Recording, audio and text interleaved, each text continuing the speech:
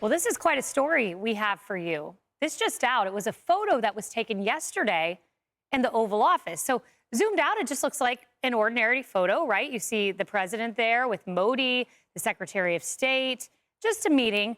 But when you zoom in into that door, what you see captured in that red circle is the mugshot of President Trump.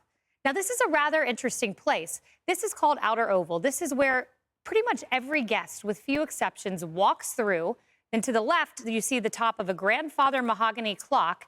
And then you walk into the Oval Office, meaning just about every guest, with few exceptions, some enter the Roosevelt Room, will walk past the Fulton County mugshot of President Donald J. Trump.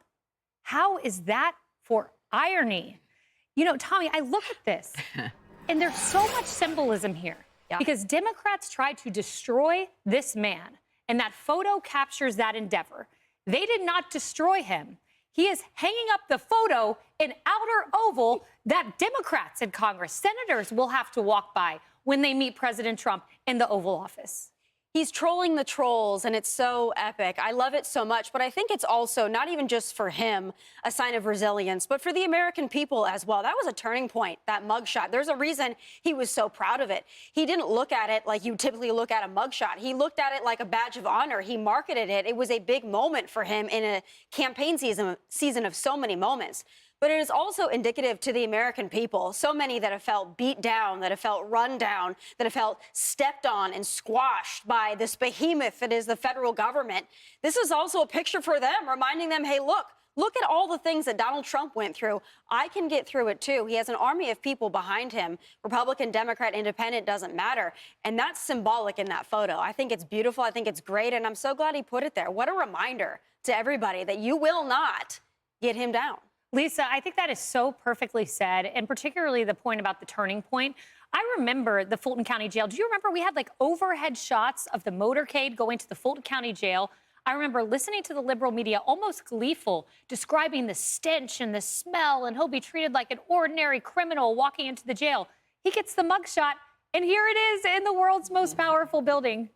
Well, I mean, the worst was when the convictions came down here in New York City with the hush money case. I mean, I thought that he was going to go to jail. I mean, I remember I was like drinking wine, eating a pint of ice cream. I was so depressed. I was like, this is the end of America as we know it. And it's all over, this constitutional republic that we love. So look at everything that he's survived. This is just the biggest middle finger to the left.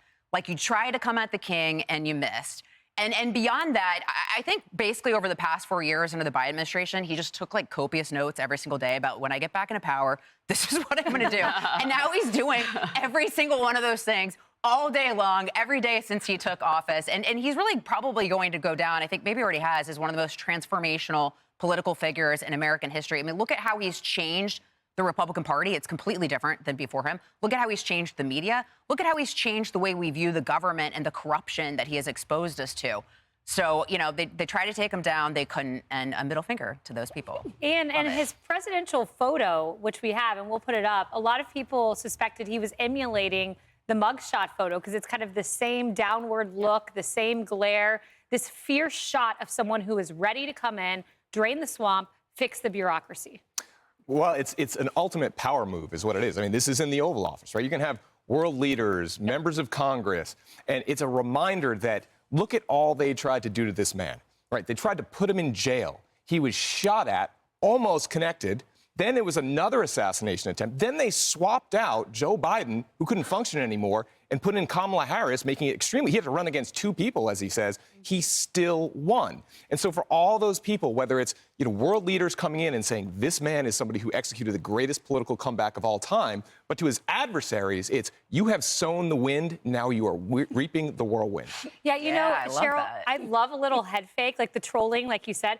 Invite Adam Schiff or like some of these guys who are on the J6 committee in, and just like have them walk past the shot and sit across from the Resolute desk. All the world leaders that are going to be walking into the Oval are going to see that. And I think this is his never forget moment.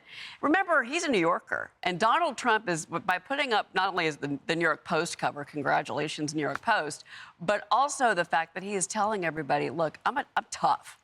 I mean, Donald Trump came from New York City real estate. It is one of the toughest most difficult industries in this city to work in. It is not for the faint of heart. And he never, and this shows that he's a fighter. And this, and I'm wondering if the other picture they should put up is him in Butler, PA, with his fist up in the air.